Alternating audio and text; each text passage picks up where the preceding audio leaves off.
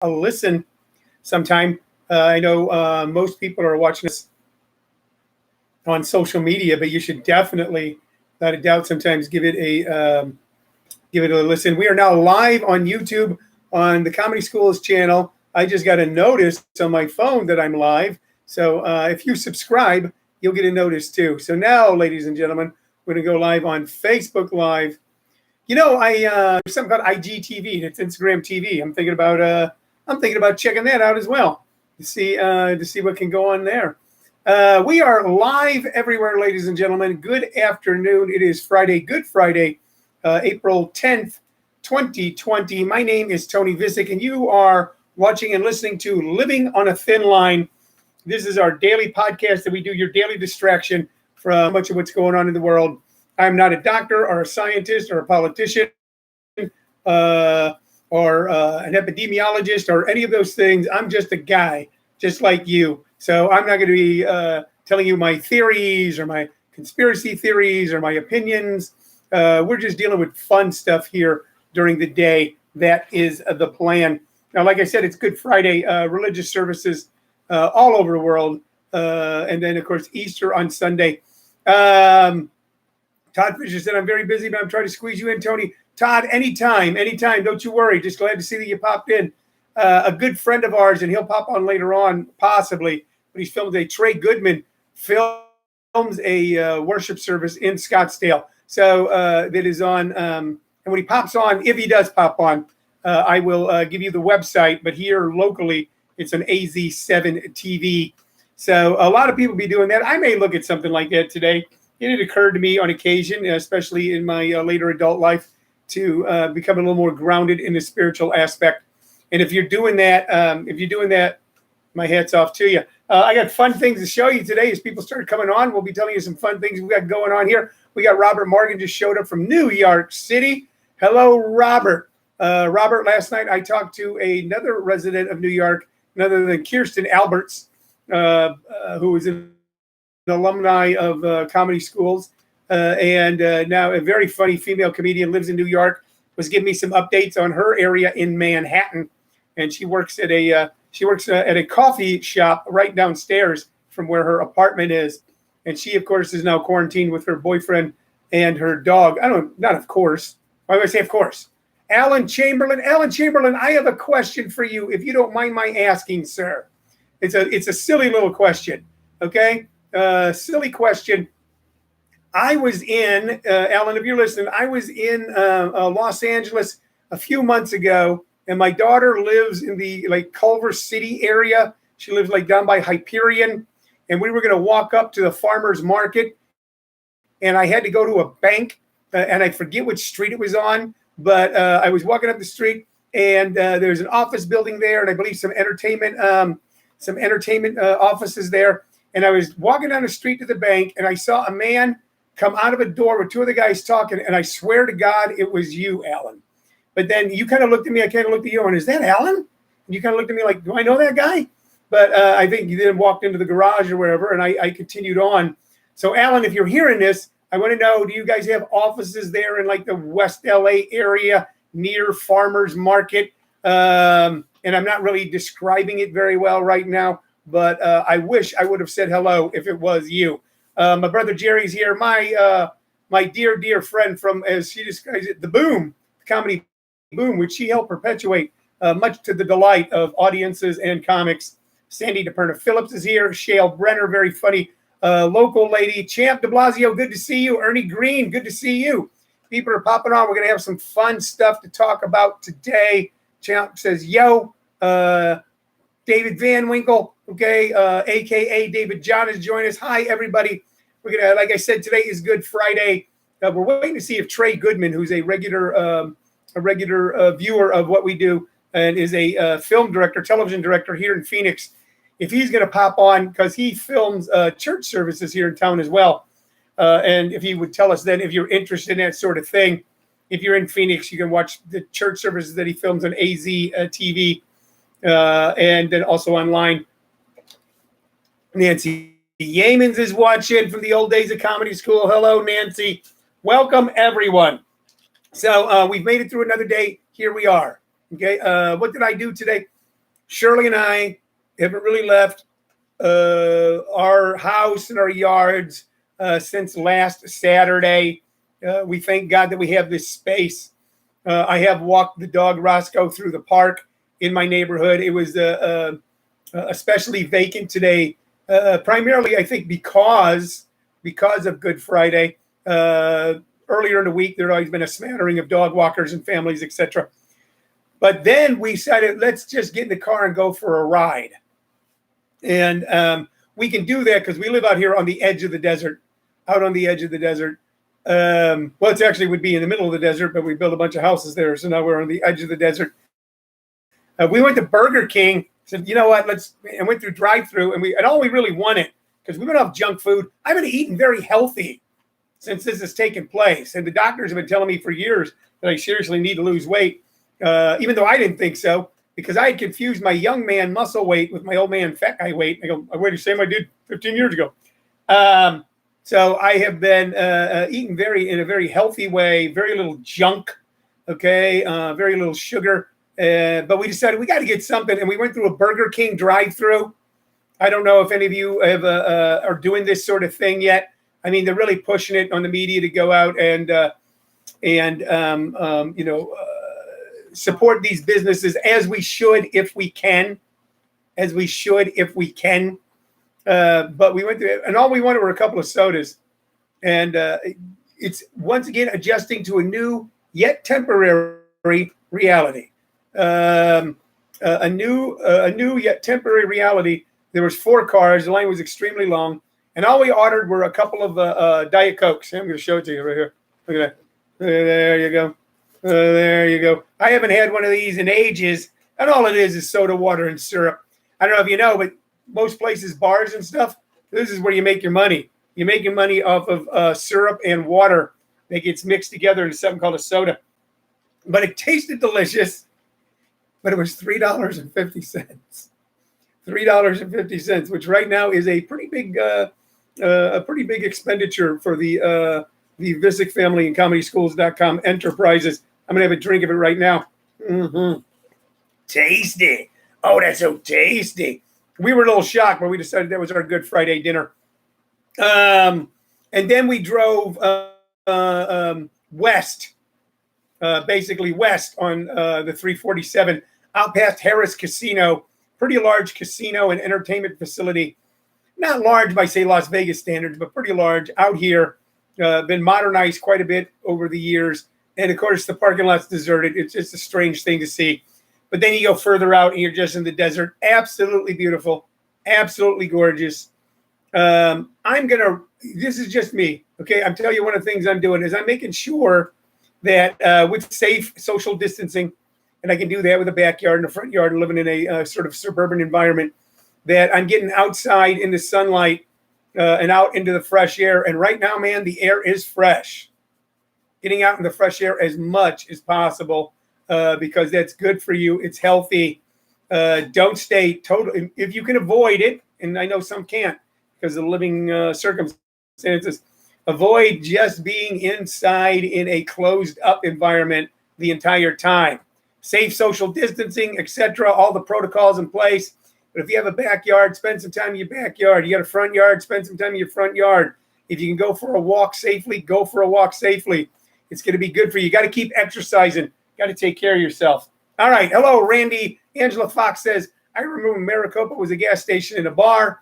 When I built my house out here, it was a gas station and a bar. Hello, Craig Persky. Hello, Colleen Pirtle. Hello, Vince Ramirez. Some of my favorite people popping up. Vince, near and dear to my heart because he is the father of the great-grandson. Not great, just regular. Well, he's great. He's a great kid. Okay, it's not my great-grandson, but he's a grandson who is great. Sully Ramirez. Those people have brought so much joy to my heart. Craig Persky, are you on the East Coast? Are you in Chicago? Are you in Los Angeles? Coy Johnson, watching from up in Phoenix. We got people popping in.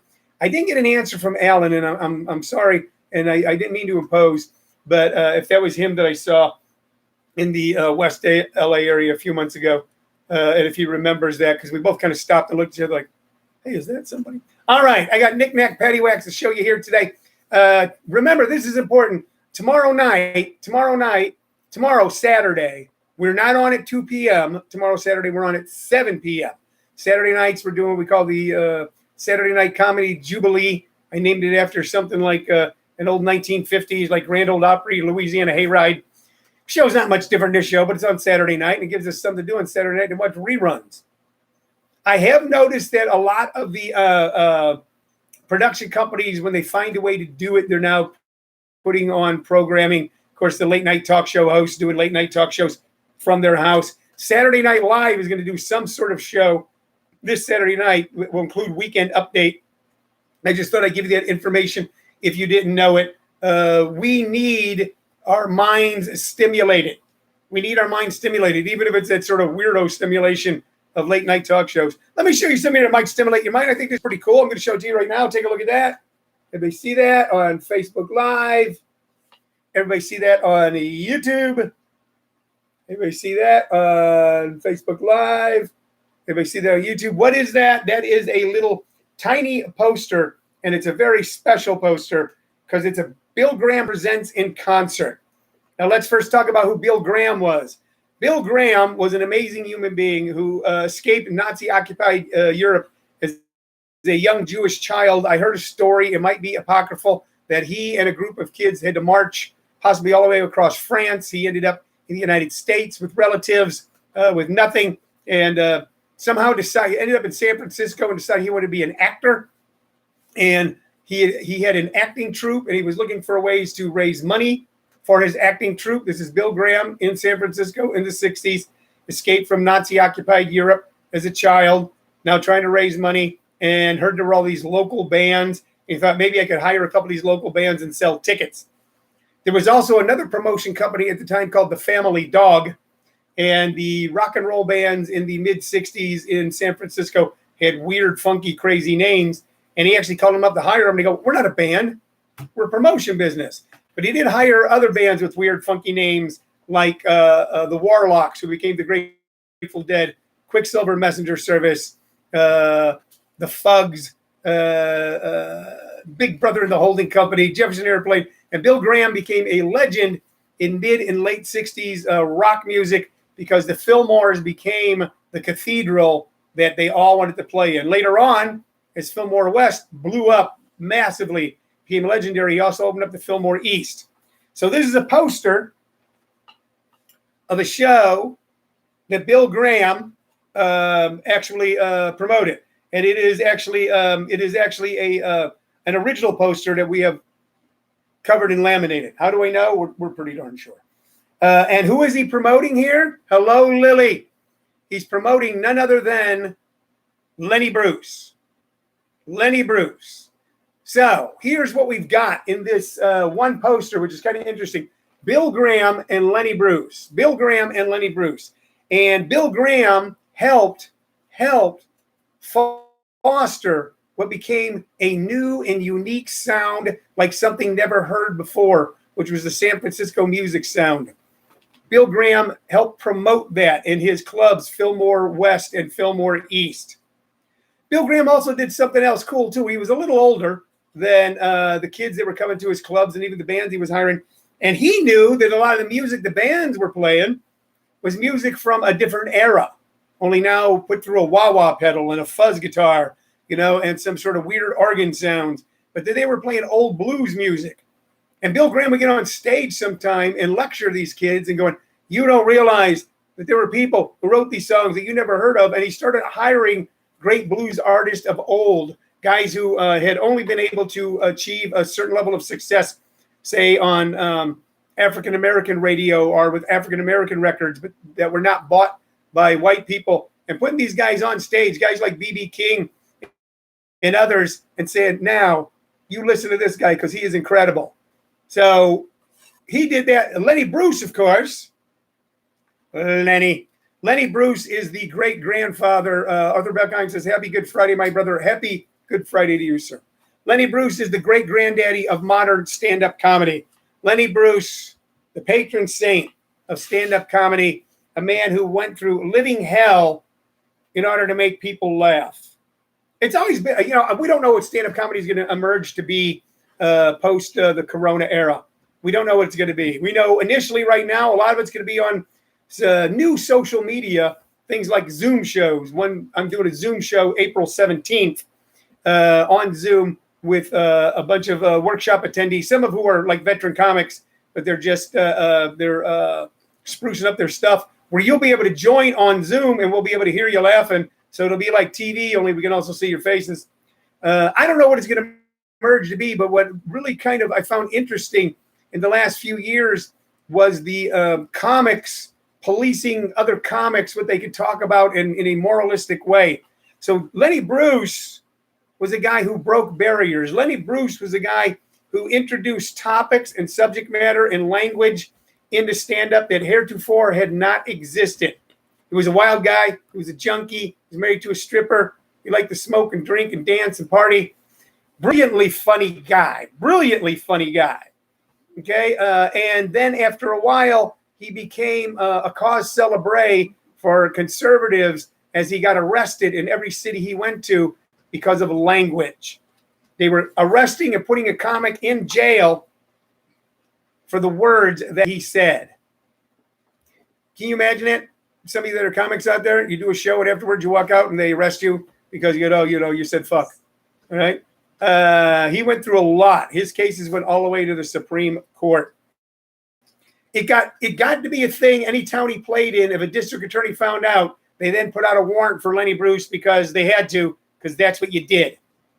He used to play in Los Angeles at a place called Ciro's. He used to play in Los Angeles at a place called Ciro's. And there was another club right across the street, and I can't remember the name of it. Ciro's later on became the Comedy Store. But at the time, it was a supper club called Ciro's. This place where Frank Sinatra famously punched out a newspaper reporter, Drew Pearson, I believe, and then got a reputation as a tough guy, even though Sinatra only weighed 112 pounds. And Lenny figured out maybe if I cuss in Yiddish, they can't arrest me because they don't understand the words. So the cops would go in and line the walls. Imagine going to a comedy club. Imagine going to a comedy show with your date, with your wife, with your husband, your boyfriend, a bunch of people. And on the back wall are a bunch of uniformed police officers just waiting for Lenny Bruce to say something. And like so many comics, couldn't help himself. Stuff comes out of our mouth. Every comic in the world has said on more than one occasion, said something like, oh, I shouldn't have said that. Oh, I shouldn't have said that. So what Lenny was doing in Los Angeles was cursing in Yiddish, using words like shtup and schmuck. He was using words like that. And the cops would go back and they go, did you arrest him? Captain go, did you arrest him? Did you arrest that comic? Did you arrest that dirty comic, Dirty Lenny? And they go, no, he didn't cuss. They go, he didn't cuss. He cusses every show. They go, hey, he didn't cuss, man. He didn't say anything. Hey, you got to remember that Ciro's was in West Hollywood. And West Hollywood, to this day, is, but especially back then, a wild and woolly place, kind of right outside the city limits of Los Angeles, with laws unto themselves and very colorful in the way that those laws are applied and whom they're applied to. I'll tell you some West Hollywood stories in the coming week from the years that I lived there and worked there in the libations industry. And they go, no, he's using these words. I don't know, shtup, what does that mean? I don't know, And somebody goes, well, it sounds like he's cussing in well, he's Jewish. He must be cussing in Jew. There was one police officer on the entire Los Angeles County Sheriff's Department who was Jewish. This is in the 60s. Every cop is white. No black cops, no Latino cops, no female cops. One Jewish cop, Sherman Block. And they asked me, do you speak Yiddish or do you speak Jewish or whatever you people talk? And I mean, yeah, I do. Said, you go down and watch and see if he cusses in Yiddish. And if he does, you arrest him. And Sherman Block went to Ciro's and stood in the back. And when Lenny used words like shtup, he goes, there, he's talking about having sex. And they arrested him for cussing in Yiddish. The club would bail him out. He'd come back. Sometimes he got bailed out between shows. They'd arrest him. He'd go home, and the second show he'd be back. It became insane. Mart Saul tells a story of working at the club across the street. And oftentimes the manager of Ciro's would run across the street to that club and say, hey, they just busted Lenny. Can you come in and do the second show? And he'd come in and do the second show. So I could get off on a tangent there about Old West LA and Ciro's and the club that was across the street that I used to eat in. restaurant I used to go to. Angela Fox says, I'm sorry, I got to go. Everyone have a great day. Virus free. Yes. Hello, Kevin Brown. So here we got a man who helped foster America, modern American rock music in the 60s, and a man who, all right, created modern day stand-up because he was the one now doing a neurotic walk through someone's head. And Bill Graham presents in concert Lenny Bruce, okay, at Geary and Fillmore Streets at the Fillmore Auditorium, June 24th and 25th. Admission, adults only. Get this now.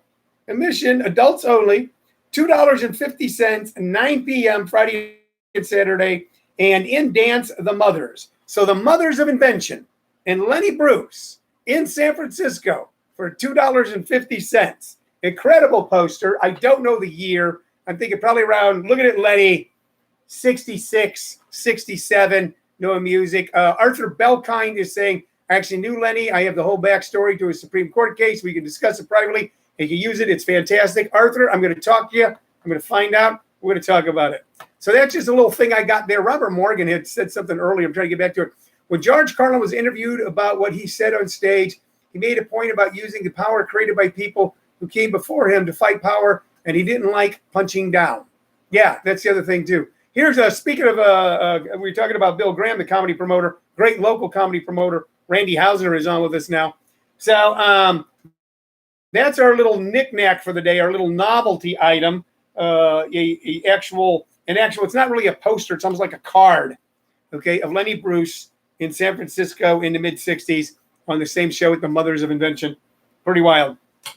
All right. So let's move on to the musical portion of our program. Once again, reminding you of a couple things real quick. Tomorrow we are not on at 2 p.m. I'm going to be doing yard work tomorrow at 2 p.m. Okay, but we're not on at 2 p.m. tomorrow. Tomorrow, Saturday night, 7 p.m.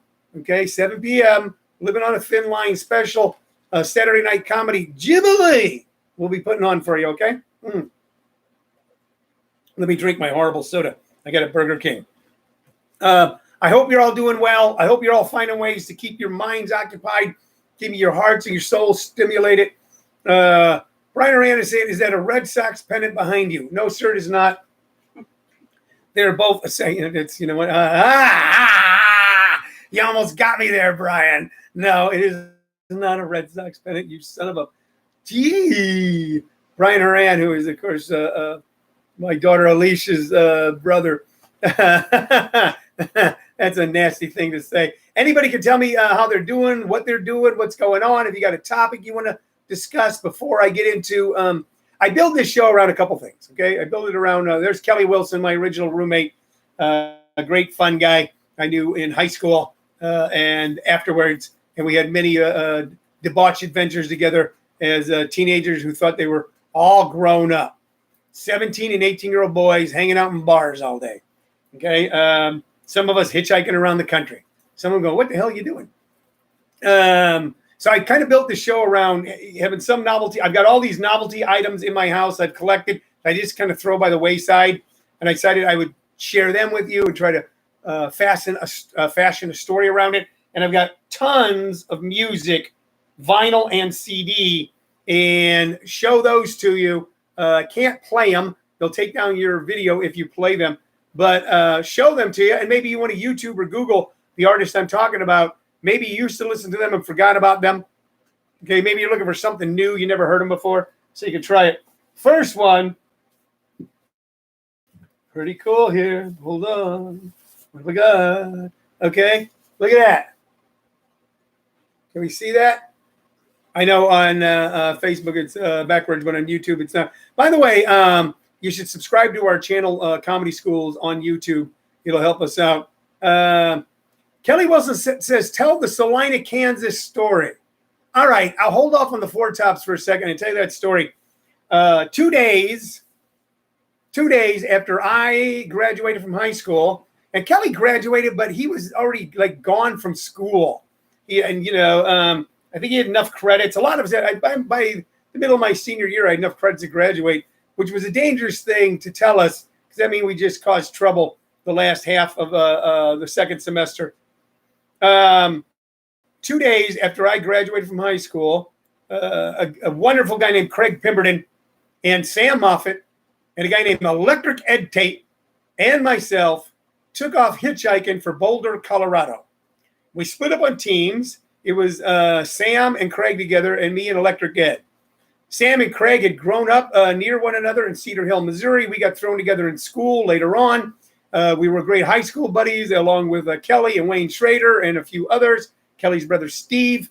It was a little gang of people. We called ourselves the Trailer Gang because we hung out in the trailer. We're the Trailer Gang, man. Who are you guys? Oh, we're the Murphy Flats Gang. Oh, we're the Trailer Gang. We weren't gangs. I don't know. You know, kids like to do that sort of thing. And I took off with Electric Ed Tate, who was a future 1% biker. At the time, he was a 1% biker, just on a motorcycle. A dangerous guy, okay, but good to have on your side during dangerous times. And Electric Ed and I remained friends forever. I'll tell you some stories about Electric Ed in the coming weeks. Craig and Sam hitchhiked to Boulder together. Electric Ed and I hitchhiked to Boulder together. We hang out in Boulder, and you can imagine 4 people with no place to go, sleeping in a park sometimes, sleeping in a hostel, finding other people to hang out with. It was everything you might think that a early 70s summer living on the streets as a young pseudo-hippie kid's adventure could possibly be. Sam and Craig left early. Ed took off to San Francisco, and then I had to hitchhike back home alone. And I had a job waiting for me laying asphalt. You don't want to lose a job. But I'll tell you what, man, you live out there in Jefferson County.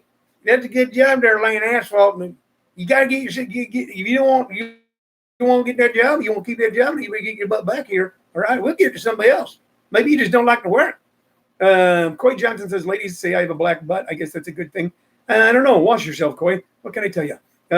Coy says I'm white. Good for you, Coy. We can tell that by looking at your photo. Unless that's a massive amount of pancake makeup. So I was headed back and a little homesick. I was only 17 years old. And I take off hitchhiking by myself from Boulder, Colorado to get back to St. Louis. I get picked up by 2 girls in a 1956 Chevy who are not much older than me. They're college girls, and they're headed back to go to college someplace.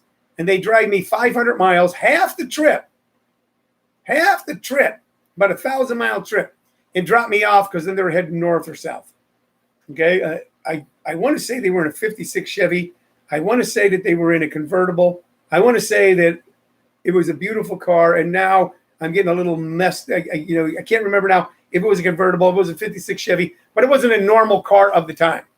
So they dropped me off in the town of, hello, Judy Harrington, Salina, Kansas. I'm halfway home. I'm standing on the highway with my thumb out. Got my freedom, man. Got my freedom. Free as the wind blows. 17, my backpack. Just stand there and go, someone will pick me up. I'll be home in a day or two. Who pulls up? Kansas State Highway Patrol. And they treat me the way the Kansas State Highway Patrol would treat a skinny, short, 17-year-old long-haired kid standing on the highway in their state hitchhiking. They take all the stuff in my backpack, throw it all over the ground, looking for drugs. I had no drugs on me. Okay. Then they inform me that I have to go stand at the bottom of the interstate on the ramp and hitchhike from there. I could not be up on the interstate. It was against the law. So I comply. And I go down there and I stand at the bottom of the ramp. And on the bottom of the ramp, there's a light pole. And on the light pole, people have written their stories. Was here for 4 days. Rednecks beat me up twice. Oh my God, had to sleep under this bridge for a week. It's all locals here because it was all local traffic coming under that ramp. I got kind of scared. These older people came and picked me up. They go, you look, son, you remind us of our grandson, and you look like you use a good meal. I said, yeah, I was kind of half starved too. I hadn't been eating. I hadn't been eating because I had been using an unprescribed prescription to stay awake and feel joy all the time. I always like those stay awake pills. So they took me to a restaurant, bought me a chicken fried steak. Damn, weirdest part. And then after a while, they got annoyed with me. Go, well, we're taking you back. And I kind of realized why they were spending time with someone who looked like their grandson, because obviously their actual grandson couldn't stand them. It's getting dark. And now I'm no longer this free spirit going through my journey in America. I'm a scared 17-year-old kid who just wants to go home. So I go, you know what? Fuck this. I mean, they're not going to catch me again. I'll get back up there. So I climb back up on the highway. I walk up the ramp. I stick out my thumb. Who comes whizzing by within 5 minutes? The same Kansas highway patrolman who had went by before. I watch them whiz by, and they're going so fast, I think, oh, they're just going to pass me. And then I watch them do that long, ugly turn. You know what I'm talking about. You know when you've been driving down the road, you're doing like 85, and you see a cop on the other side of the freeway, the side of the road, and you go, oh, God, okay, maybe they didn't see me. And then in your rearview mirror, you see them slow down and do that big, long turn. And they'll even play with you for a while because they won't zoom right up on your butt. They'll drive along for a while he's knowing it's creating your anxiety, and then they'll zip up and give you the red lights. You know, that's what they do. So what do? I see these cops turn around. I go, not me, buddy, not me. And I take off running through a cornfield. I'm hitchhiking next to a cornfield in Kansas. And I'm running like crazy through a cornfield. And there's one giant telephone pole, and I hide behind that because I'm smart like that.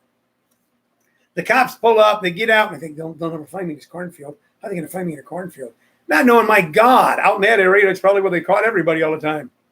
All right? So this cop starts walking on a flashlight, and he shines it right there at that telephone pole behind. He goes, son, you got a couple choices here. Either make me come down and get you, and that's going to upset me. Or you just come on out.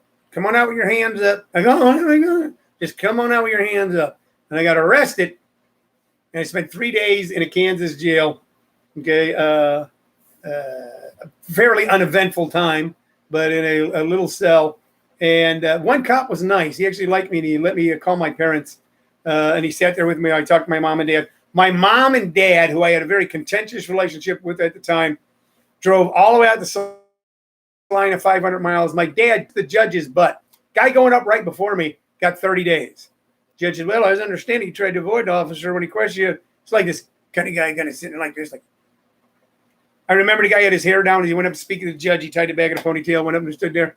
They go, well, what do you got to say for yourself? And, well, I don't know. I just, didn't want to go to jail. I go, all right, 30 days. I watched my dad sink. I'm going, Christ, I'm going to get 30 days. My dad went up and kissed that judge's ass. Oh, he's a good boy. It's not his fault. It's my fault. We always tell him to go out and try new things, and he just got carried away with it this time. And boy, when I get him home, he's going to get an ass. And the judge went, and he said, we drove all the way out here, my wife and I. My wife's not feeling well. And the judge let me go. And I get in the backseat of my mom and dad. We drive about an hour, and I go, I think probably next week I'll hitchhike to Ann Arbor.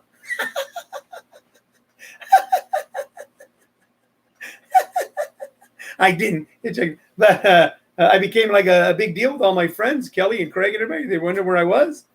I was arrested in Salina, and we all thought that it had to do from the song Me and Bobby McGee.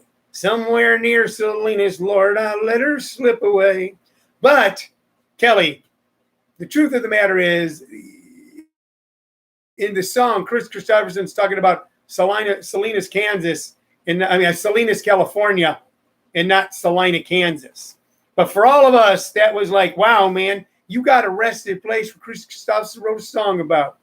And you know what? It really doesn't make any difference. It's just the story from that time in my life. All right, so Kelly got me to tell you a long story about getting arrested in Kansas when I was 17, which means I didn't. DJ Payne is watching. Ladies and gentlemen, in the privacy of your home right now, at the end, when I'm going to go 1, 2, 3, at the end of that, we're all going to say, happy birthday, DJ Payne. It's his birthday today. Everybody who's watching, all right, you ready? 1, 2, 3. Happy birthday, DJ!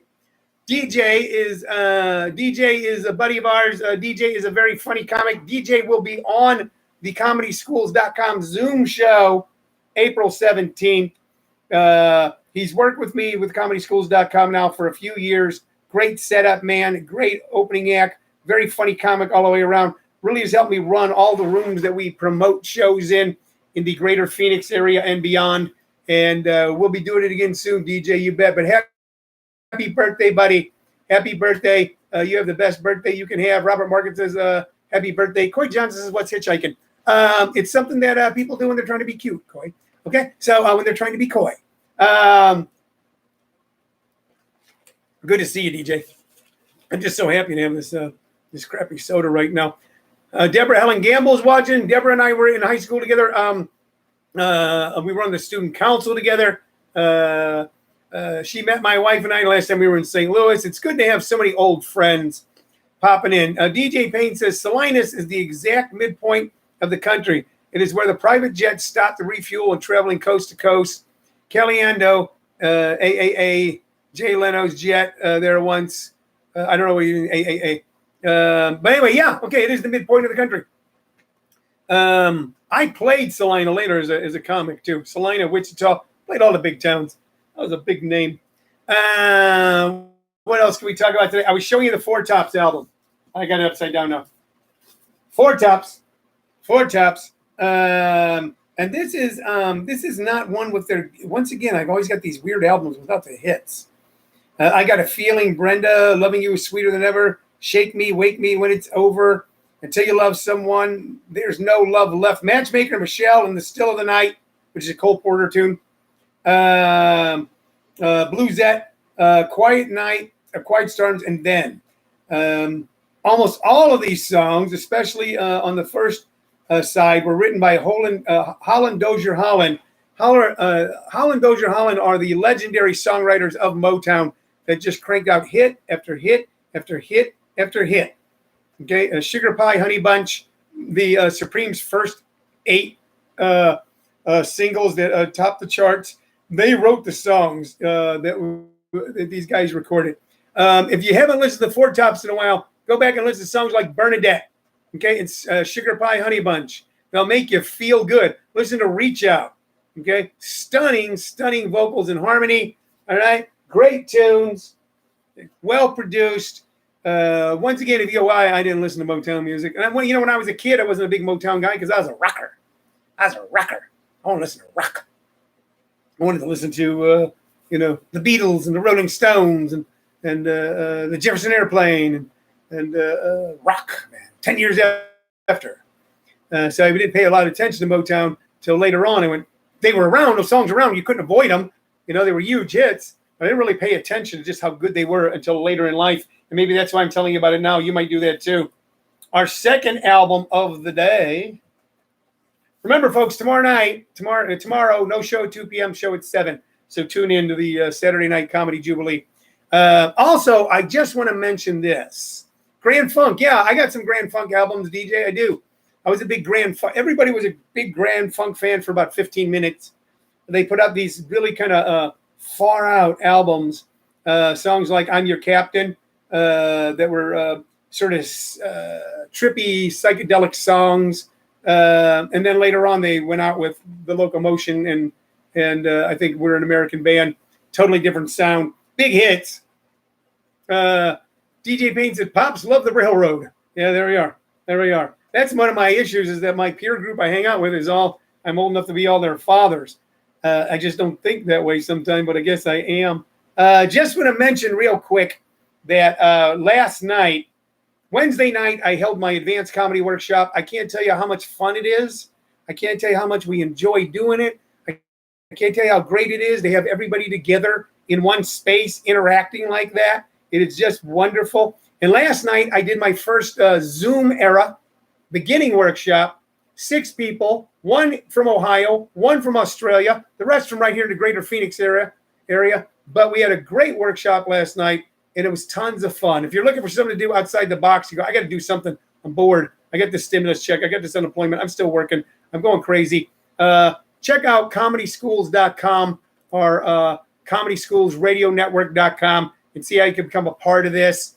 You can also contact me here on Facebook, send me a message, and I'll be happy to talk to you about it.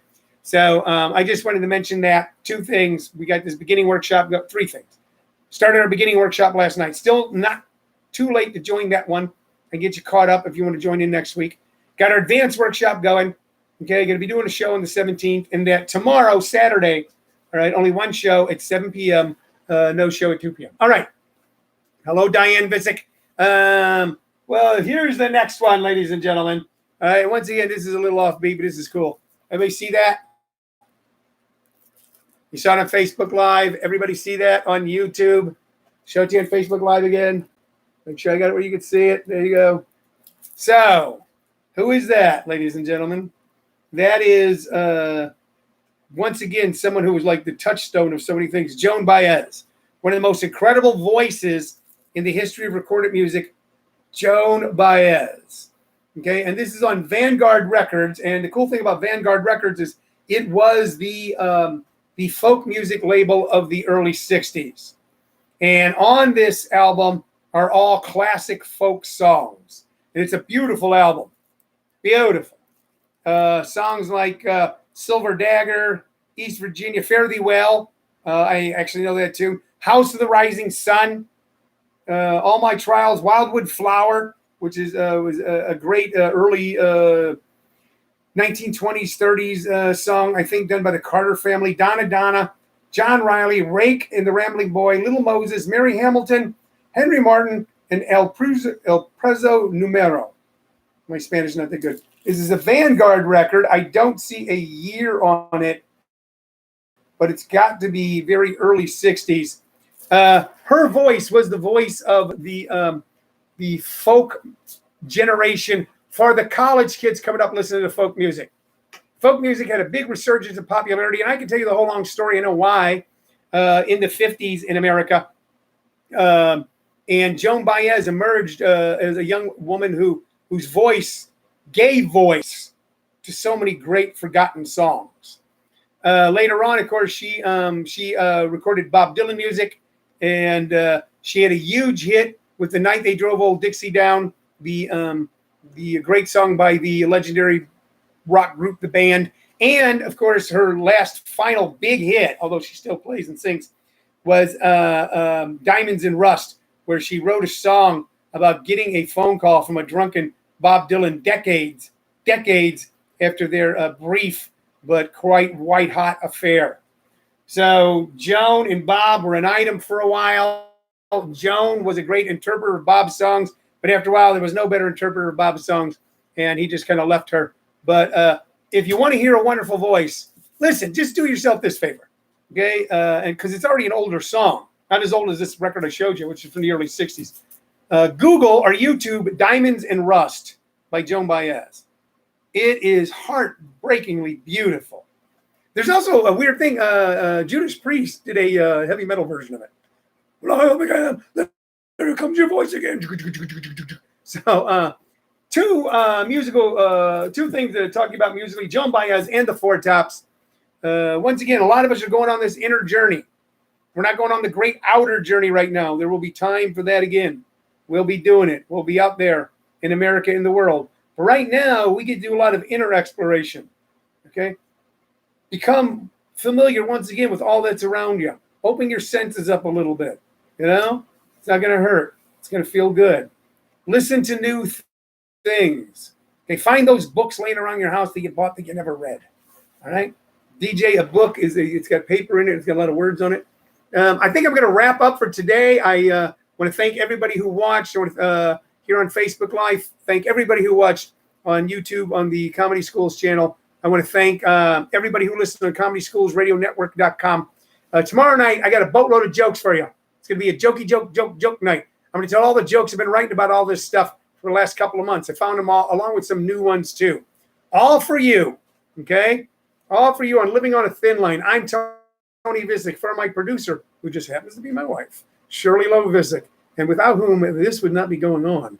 I want to thank you, all right? And I will see you tomorrow. Love you. Happy Good Friday. Bye-bye. All right, YouTubers. I'll see you tomorrow night at 7 o'clock. Thanks for watching. I'm going to go eat a sandwich. I'm hungry.